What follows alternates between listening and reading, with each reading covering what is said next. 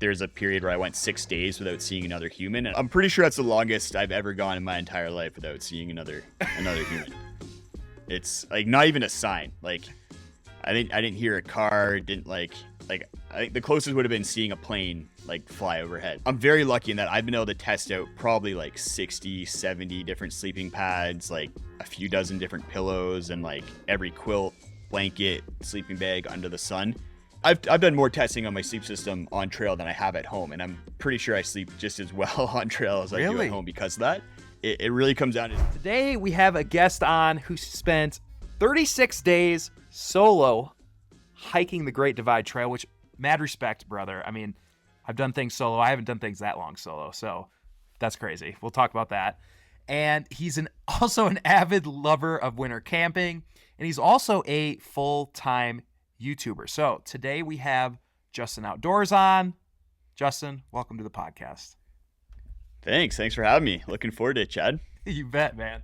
So we were kind of talking about this off recording here, but is it still cold up in Canada right now, or like are you guys actually getting a spring? What goes on in Canada actually?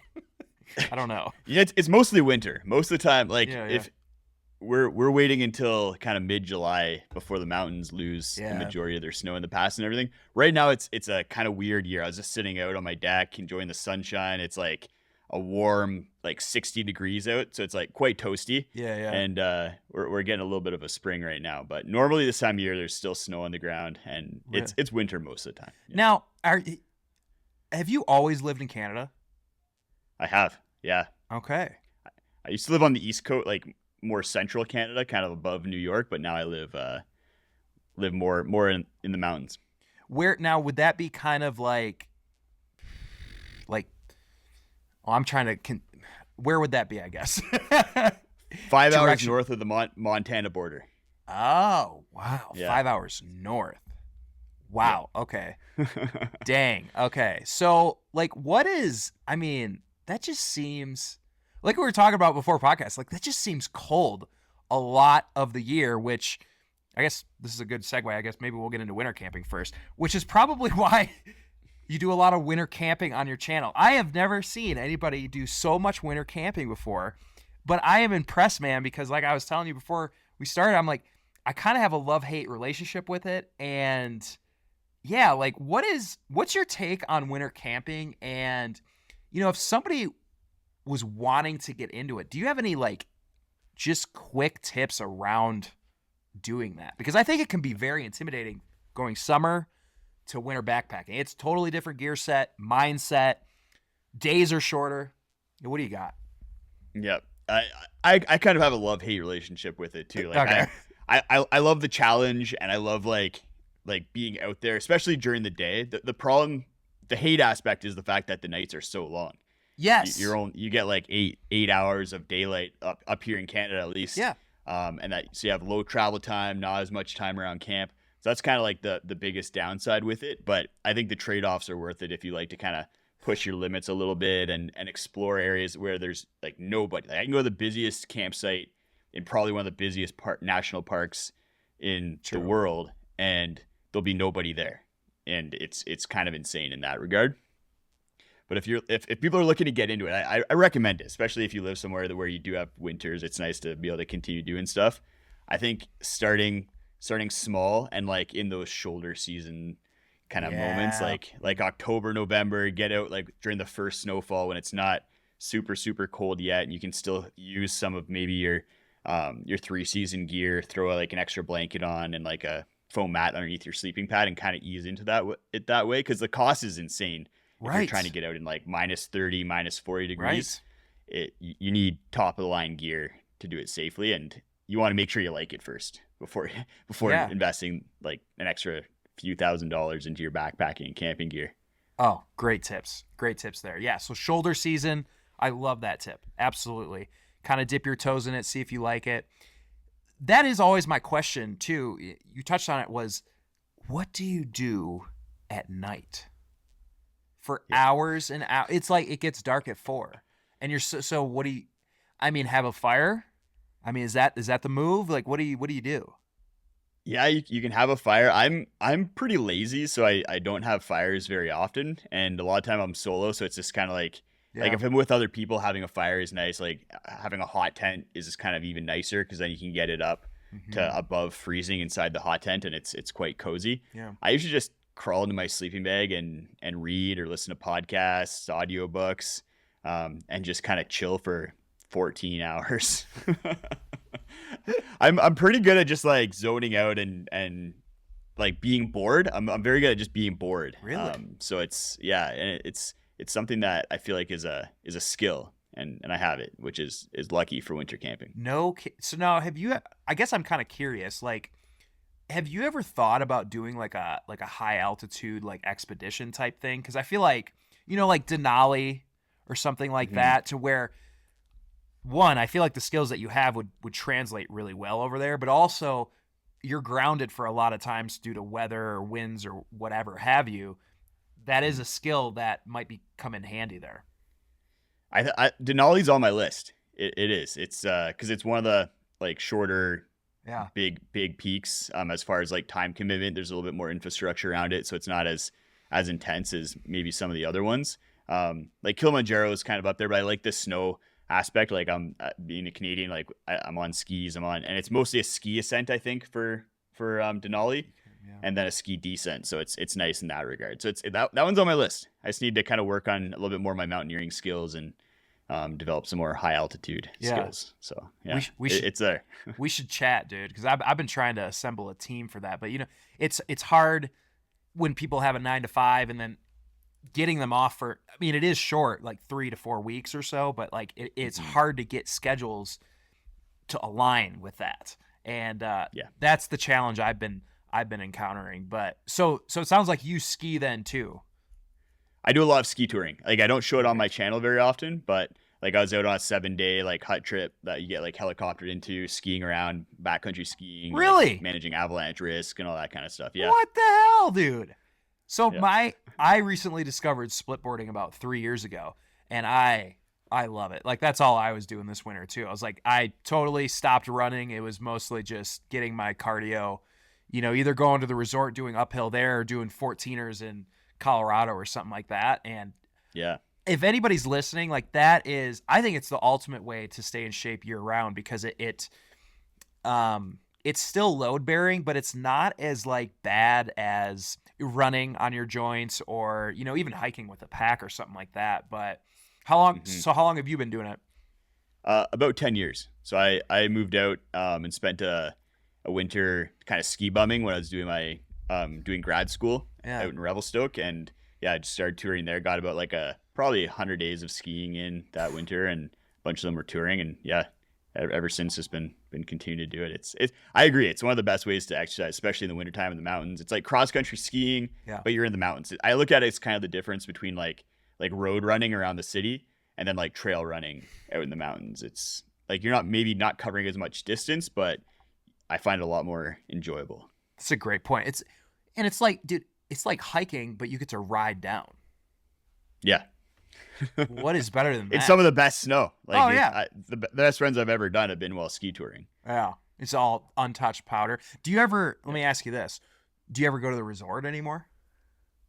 I haven't since prices started going up. Yeah. Like I think last year I went twice. The year before that, like 5 times. It's just slowly, and then this year 0 times to the resort. We didn't have a good winter either. We didn't get a lot of snow up here, but Yeah, yeah.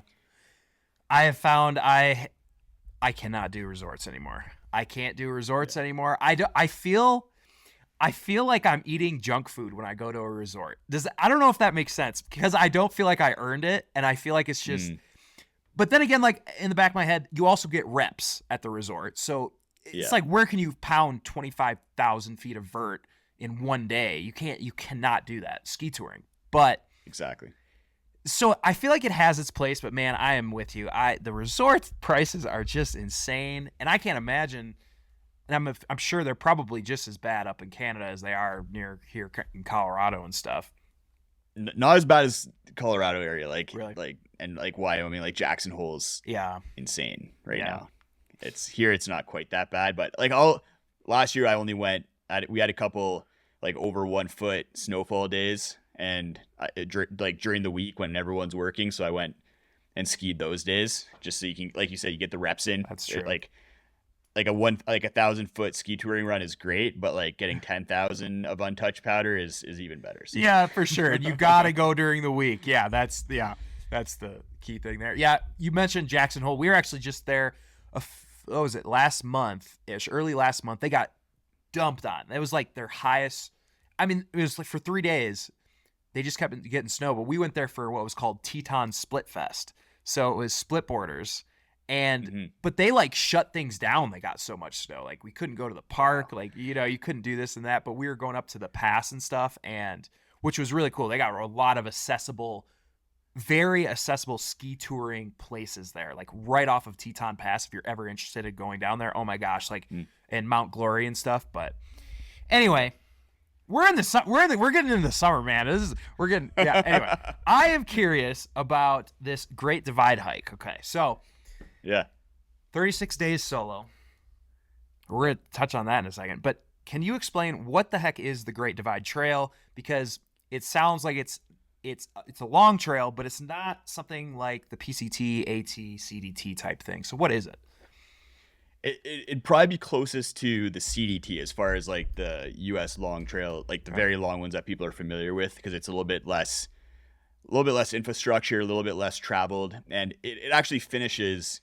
It actually starts at the point where the northern CDT terminus. So you're at the Glacier Park Waterton National Park in Canada. You start at the same monument, and then you head north 700 miles. And I think what makes it unique is the kind of two things. The first one being you don't go through a lot of towns, and the towns you do go through are mountain towns. So you're basically having to send resupply boxes to every town, and they're not like 3 to 4 days apart. They're more like 6, 7, 8 days. Really? Apart. And that's if you're moving fast. So that makes logistics a little bit more difficult, and there's just not a lot of like good trail. Like the Trail Association is doing a lot of work like cutting through some of the really brush areas, but there's parts where you're kind of just wandering through the Alpine and being like, well, checking the map, am I still on the route? Yeah, okay, just keep going, I guess. So you have to really kind of know how to navigate the mountains well and safely, and you throw in like the wildlife aspect with grizzly bears and cougars and stuff like that, and it just takes it up a notch. Yeah, well, you had an incident with a grizzly bear on there, which we'll come back to for sure.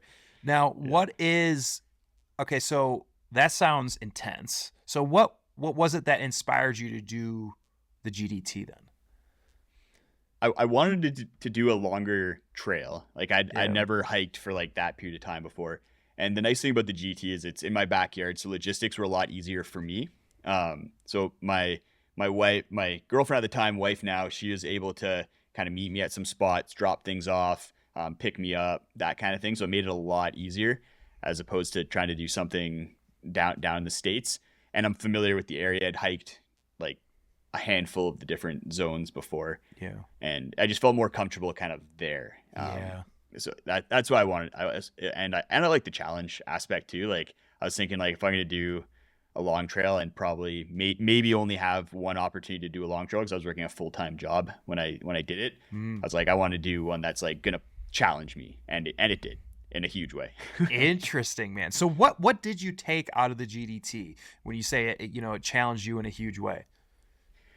I think I took a lot of like gratitude for the ability to just do it. That was something that like hit me every single day. Was just like, wow, like I can't believe that I'm able to do this, because I just felt like I was in a very like just privileged spot and able to be able to just attempt that, just from having a job, being able to take the time off, like have a support system at home. So that was huge. And then from a challenge standpoint, I think I really learned that if I like put my mind to something, like I could accomplish it in like a pretty awesome way, because like you mentioned, like I did in 36 days. That's pretty short. Especially for, like, I'm not like a big marathon runner, like some of these FKT hikers who like 130 pounds, like who can run the entire CDT kind of thing. Like I went into this kind of just like, I'm just a normal guy, like pretty in shape, but Yeah. like nothing special. But I was able to like train for it, plan it, and then execute it Yeah. really well. Yeah.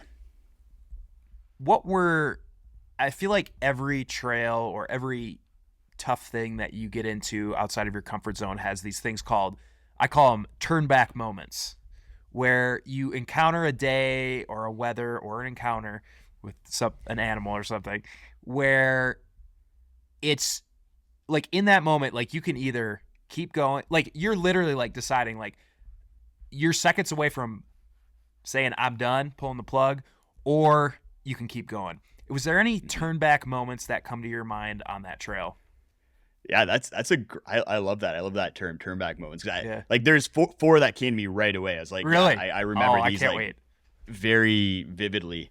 The first one was the one that you kind of alluded to with the grizzly bear. When I was on, I think it was like day 16, I got charged by a grizzly bear. Had to discharge my bear spray into its face at like 10 feet, 6 to 10 feet away, somewhere in there. Oh my god. And after that, I was like, do I still continue this? I think part of that, like, I felt relatively good about it. It was actually probably like the least turn backy of all the turn back moments. But people I was talking to were like, "Are you sure you want to keep going? Like, are you okay?" And that kind of had me questioning, like, "Am I okay, or am I not? Like, what's the situation here?" I could just be in shock, like not like clinical shock, but I could just be like rattled. Yeah. Um, yeah, that was the first one, and it was pretty intense. The most intense, I think, that for other people, but for me at the time, it wasn't like as intense, I Yeah. guess, because Sure. everything turned out okay.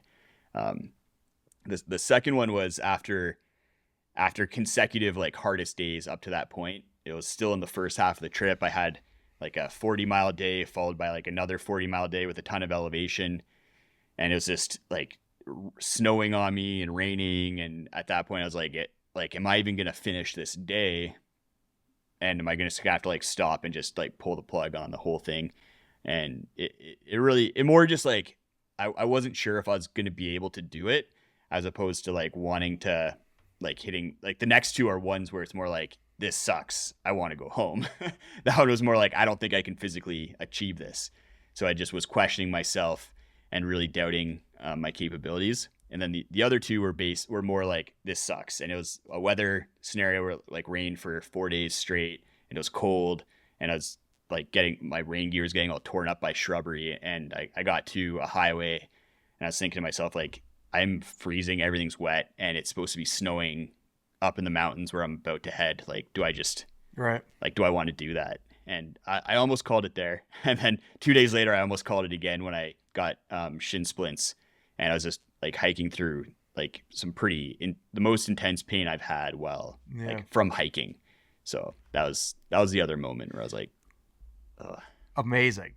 Okay, well these Yeah. are well. First of all, if somebody wants to watch the documentary on this, he filmed this. This is almost a 6 hour documentary on this whole thing, so you can watch these things here. But what is it that you think allowed you to keep going through some of those moments? Because a lot of times, I mean, let's face it, a lot of people quit through hikes. So I Hmm. mean, a lot of people would have quit. So I guess what was it for you that kept you going? Do you feel like? Yeah, good question. Because like with the GDT, like I think only a third or a quarter of people actually get to the terminus Really? on that hike. And part of it for me was competitiveness. Like it's always been kind of a, like I grew up playing competitive sports. For when I was in university, I was a tree planter, which is like a competitive job. So I've always had that little bit of a competitive edge. And and a lot of the time it's with myself. Like I just want to like get it done, to prove to myself that I'm capable of doing it. So that was part of it. I think there's always that little bit of like, I don't want to kind of let people down in my life. There's Yeah, yeah. that aspect in there too. I think that one like was harder for me to kind of like acknowledge in the moment, that I wasn't just doing this for myself. Because I think a lot of the time when you're through hiking, you kind of like, at least for me, like I want to look at it as like this pure thing that I was like doing for like these really noble reasons. But there's some like not so noble reasons in there, and like part of it was just wanting to like show people like, hey, look how good I am, kind of thing. And that was something that did keep me going at times. But a lot of it was just I guess the stubbornness from from competitiveness. Yeah. No, dude, that's awesome, man. I appreciate the honesty with that. I mean, when I look back at my first ever like through hike, I guess, was the John Muir Trail, and I went northbound out of that, and I was getting hit with altitude sickness and the whole thing, and like that was like my turn back moment. But the same thing with you, I was kind of like, oh, dude, people would I can't let people be right that I screwed this up or I couldn't do this or whatever, right? And like that was like really driving me sometimes, and so I totally relate to that thing, man. Not that I can compare that to the GDT at all, but yeah, for sure, that's cool. That fear of judgment's a powerful emotion. That's for sure. So it'll get you through some stuff sometimes. Well, and you're a freaking YouTuber, so it's like I'm sure every single day you're reading comments. You know, 9 out of 10 comments are great. There's always one that's always. I put them up on my wall all the time. Oh, nice. Yeah, I print them right out and I put them on my wall and I look at them and I'm like, oh, that's the thing that drives me through a through hike. I'm like, oh, dude. Let's go, You're a bit of a masochist in that sense, I think. For sure. I do call it my hate wall. So, yeah, for sure. Yeah. So, well, that's cool. Okay, so learn more about the GDT. That's pretty interesting. So you captured this whole thing on film, right? Like, describe that experience for me, because do you feel like the film added to the experience for you, or the filming added to the experience for you, or took away from the experience? And my follow-up question would be, it looks like you used actually just answer the first one. I'll talk about equipment in a second here.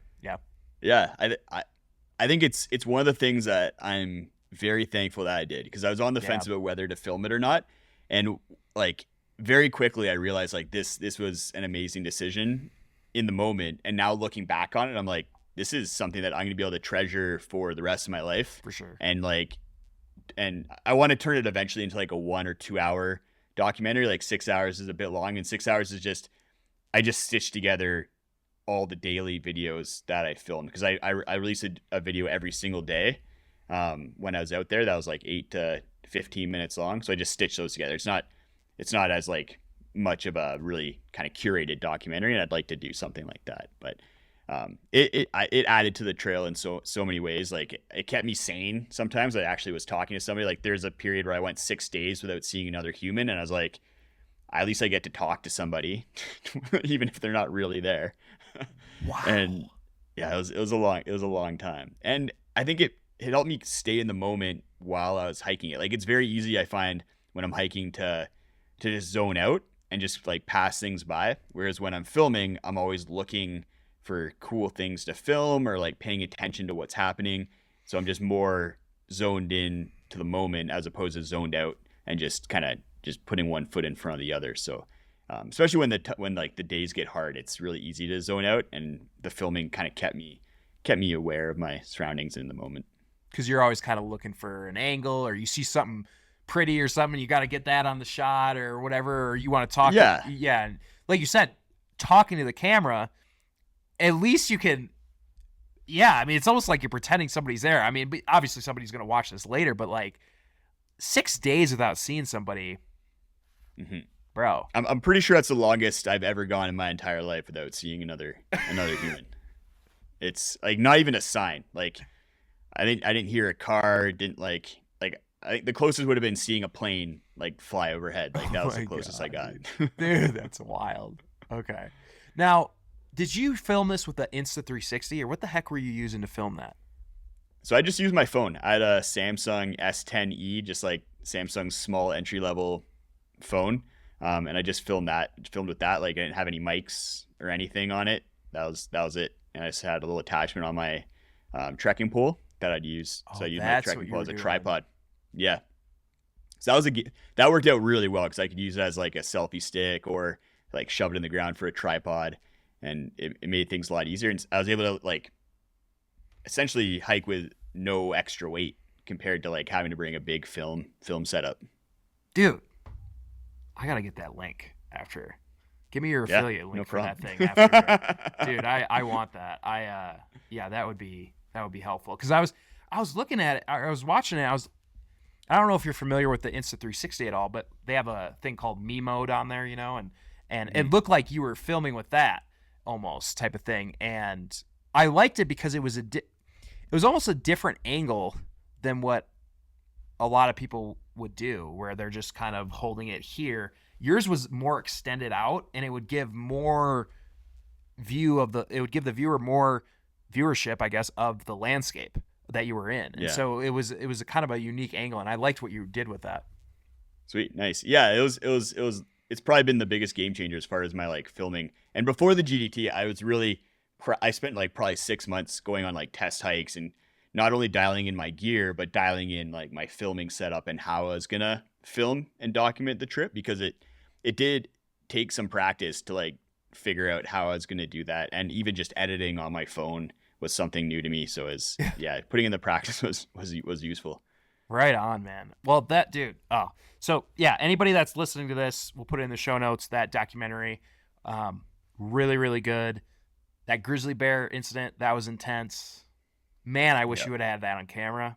But what do you know? Yeah. Come on, Justin. These days I would. Because I film with an action cam, and the action cam is just always on my trekking pole now. So I could have just easily pressed the button.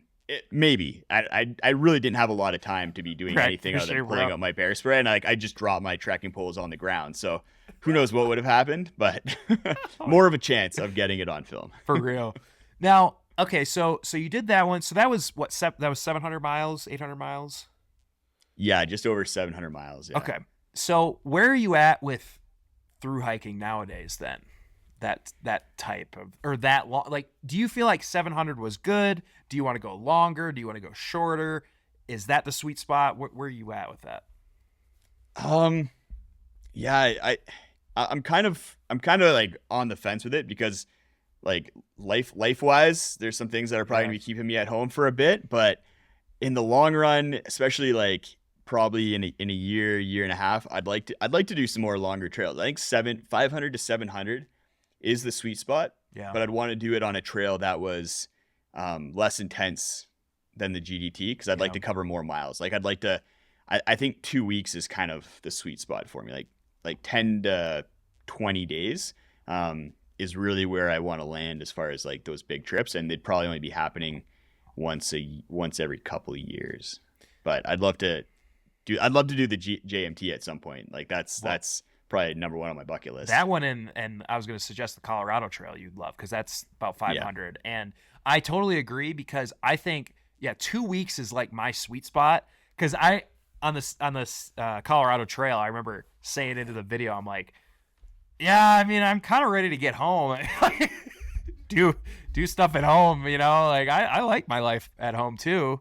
This is great, but like anything kind of becomes a routine after a while. And so I kind of felt like I was getting into that. But yeah, what other trails, I guess, kind of have your mind? It sounds like the JMT might be one of them. The JMT, the Colorado Trail's on there. I think from a distance standpoint, the Pinhoti Trail's on there. One that is actually probably maybe up there with the Colorado Trail is the East Coast Trail. It's on the East Coast of Canada on Newfoundland Island. And it looks spectacular, and it would be one of those ones where it's a little bit easier logistics wise, because it's in Canada, and I know some people who live out in that area. Yeah. So that'd be nice. And that's about 300 miles, I think. So that'd be a fun one to try and do in like 10 days, like under 2 weeks. Yeah. And just get in really good shape beforehand. Nice, man. Oh, I love that. Cool. Okay. Yeah. Now, I saw one of your recent videos, or I don't know how recent it was, but you had talked about you spent 100 nights outside, sleeping outside, I think. 100 days outside.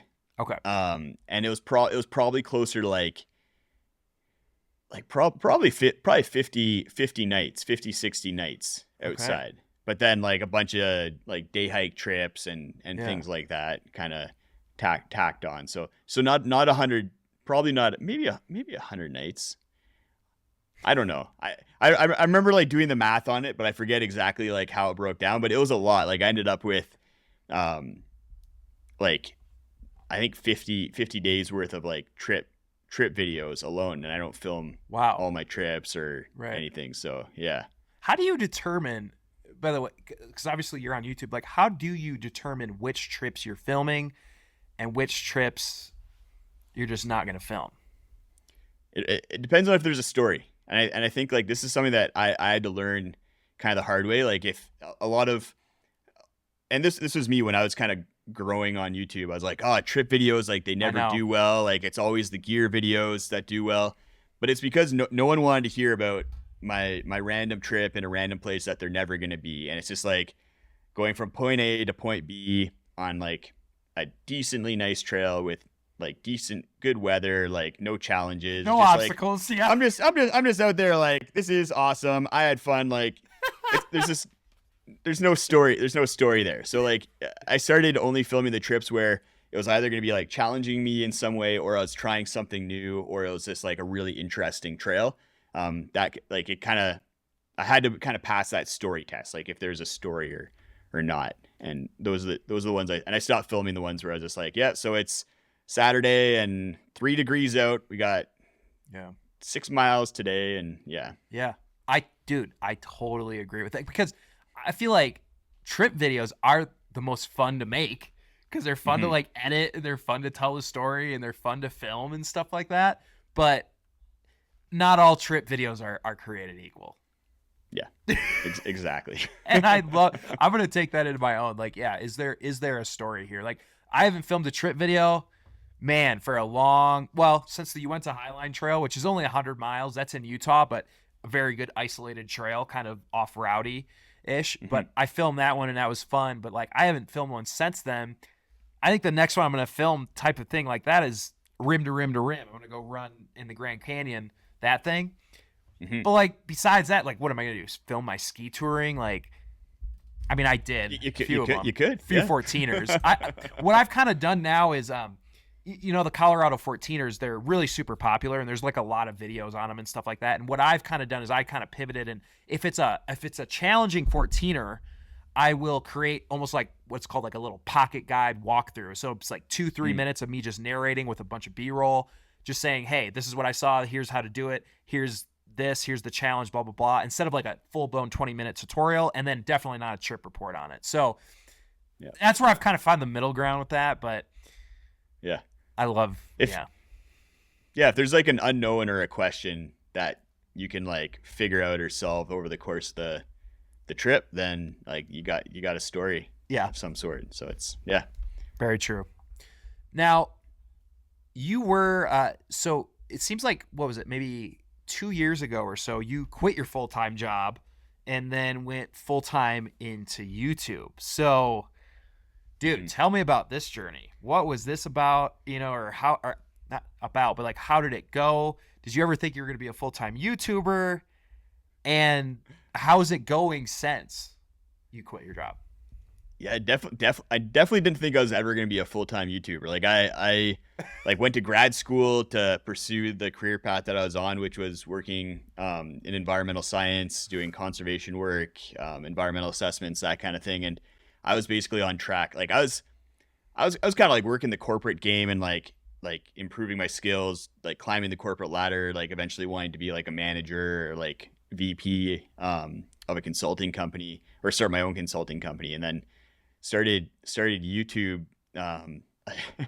My wife, she laughs, but she also gets a little bit kind of like, stop telling this story. But we dated in round one for about 7 months, and then she broke up with me, and I was devastated, had like a huge hole in my heart, and that's when I started YouTube, was just to kind of like fill my patch it up sad days. Yeah, I was just like, well, what am I gonna do? Like sit around and like cry, or should I go like should I edit a video of like my hiking where I'm out there like doing something? So started the YouTube channel in order to like fill that void, and I enjoyed. I think like what I enjoyed, and what some people may find kind of like weird about it, is I not only enjoyed the filming and the creative aspect of like filming a video, editing a video, and getting to experience like my passion of hiking and backpacking and camping with that, was I also really enjoyed kind of the strategy aspect of YouTube. Like once I kind of got into that and realized that was a thing, I was like, oh, this is kind of like a fun little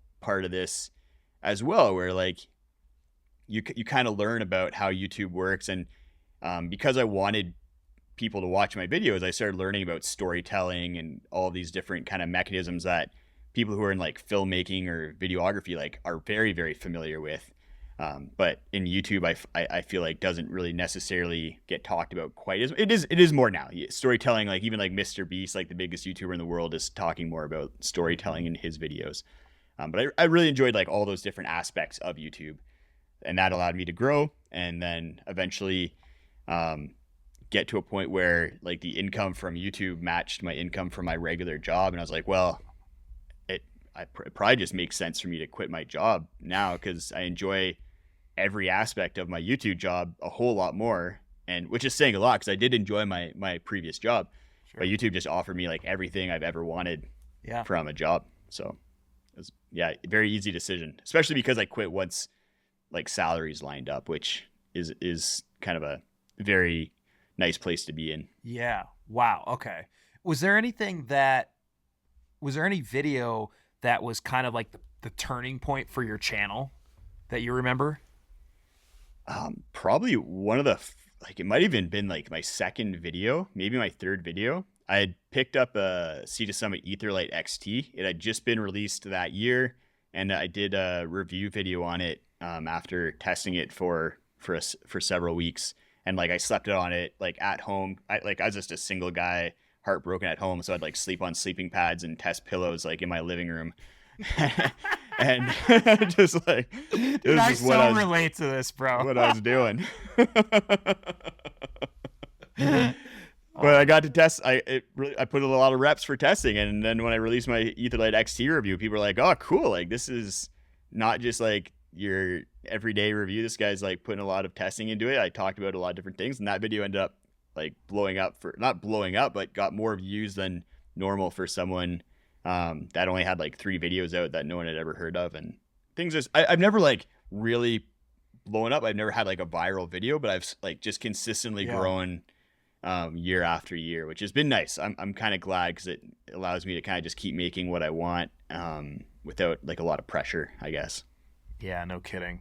Yeah, that is the biggest thing with being a creator is kind of that pressure, but that is also a privilege to have, is like people counting on you, wanting to see your content and stuff like that. And so yeah, I definitely get that. And you talked about gear, and it seems like you have a strong affinity towards gear reviews, doing stuff with gear and things like that. So like what is it about outdoor equipment that really kind of fascinates you in that light to create those types of videos and stuff? I think there's two parts to it, and this is something that I've like reflected on quite a bit over the years, because I get quite a bit of pushback sometimes for talking about gear so much. People are like just do trips, like you're like stop talking about gear, like you're just trying to sell us stuff, like you're such a shill, like all this kind of stuff that you see on YouTube all the time.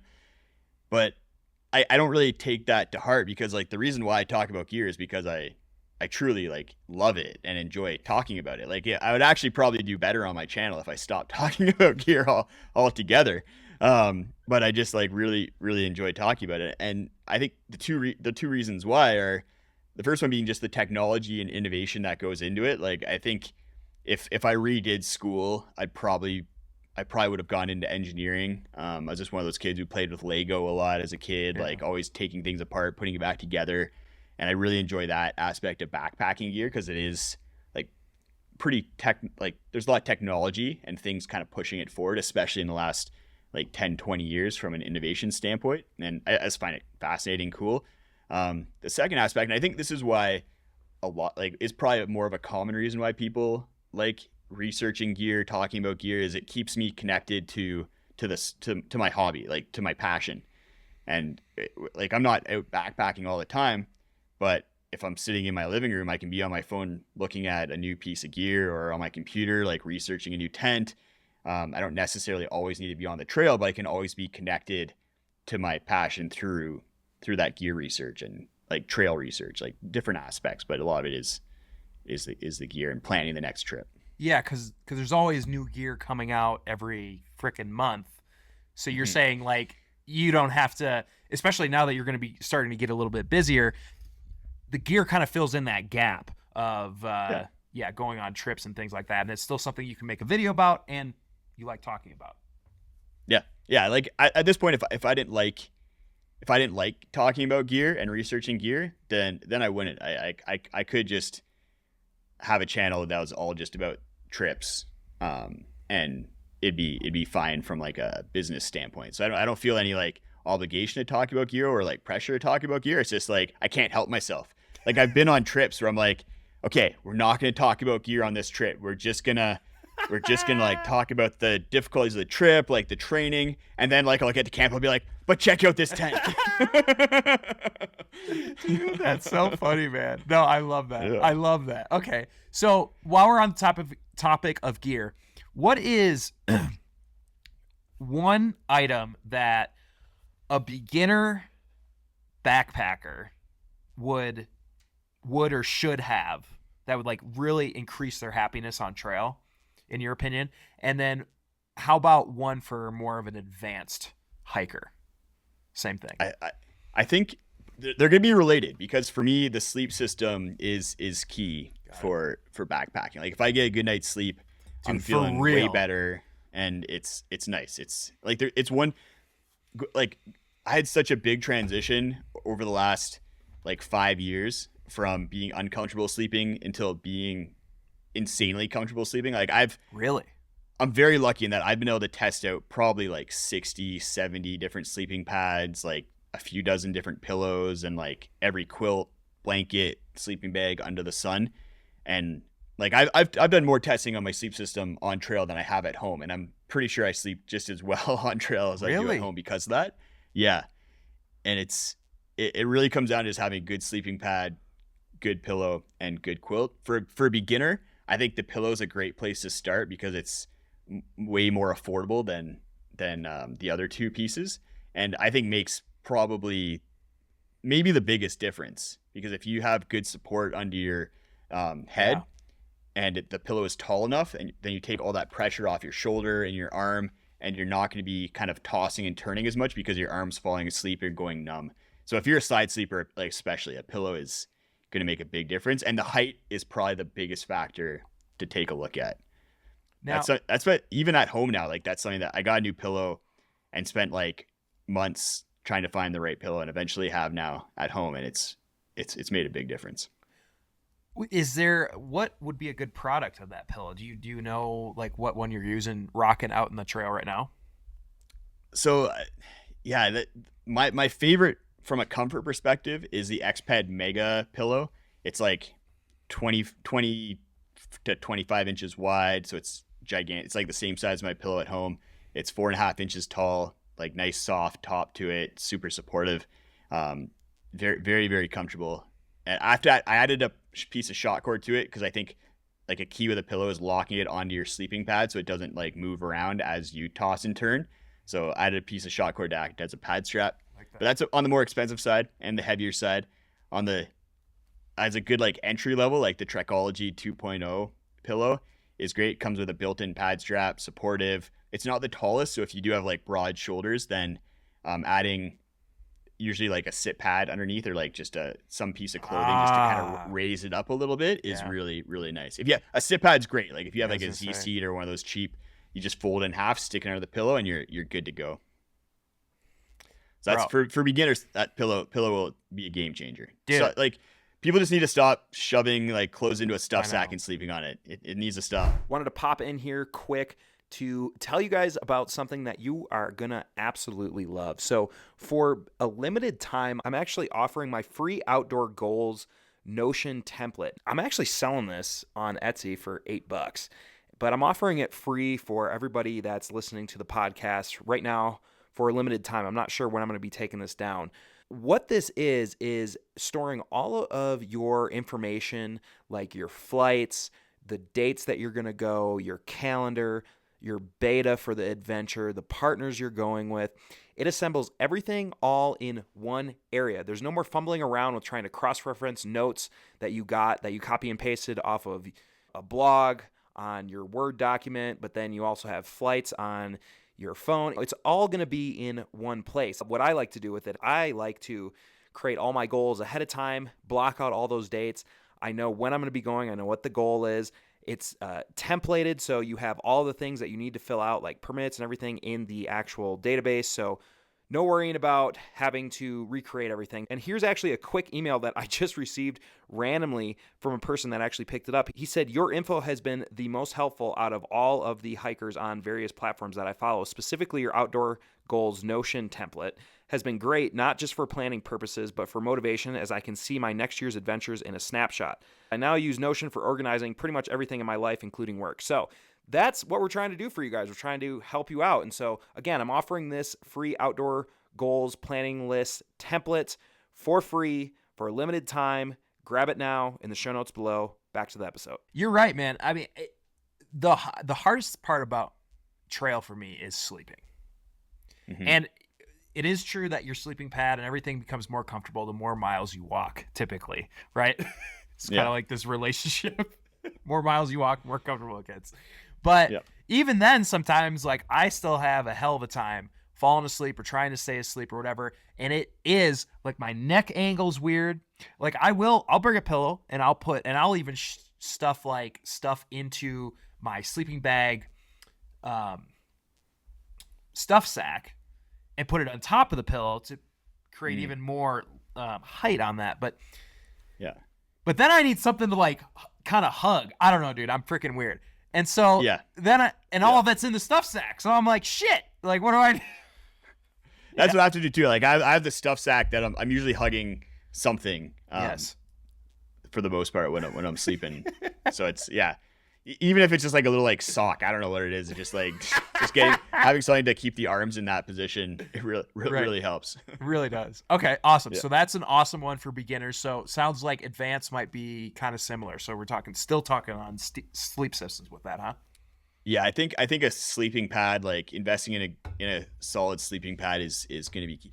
The unfortunate thing with sleeping pads right now is we're in this weird zone where patents are expiring. So people are making sleeping pads with some of the lighter weight technologies that are a little bit more innovative. But the manufacturing processes aren't really dialed in yet. So you have companies like Big Agnes who are kind of still trying to find their place with making a lightweight but comfortable sleeping pad. And then like Sea to Summit trying to make a comfortable sleeping pad that's warm. So it's like we're not quite there. There's no like golden goose sleeping pad yet, I don't think. But if you're willing to I'm willing to sacrifice weight first. I rather have something that's comfortable. Yeah. So something like for me like the REI Helix is a pad that I love and isn't even that expensive for people out there, especially if you get it on sale. Weighs 700 grams, so it's like over 20 ounces, I guess. So it's not light, probably not great for like a thru hiker, but for someone who's going out like 3-4 day trips, it just relieves pressure throughout the hips, the shoulders, the arm. Really? And then like, I don't move. Like I shift, and this is something I had a conversation with somebody about recently where they're like, well, you always move to keep your blood moving. And I was like, there's a difference between when I'm comfortable and I shift positions to just kind of like keep the blood moving and like have to do full like tossing and turning in order to like wake my arms up. Whereas with the Mega Pillow and the REI Helix and then like a quilt, I can sleep and just not wake up over for 8 hours. Yeah, that's incredible on trail. I mean, that is that's gold star worthy right there. Yeah. What is so the quilt? Because obviously I have a Western Mountaineering mummy bag, freaking super expensive, but and it's comfortable. But I've always been interested in quilts. Mm-hmm. So what's your take on those?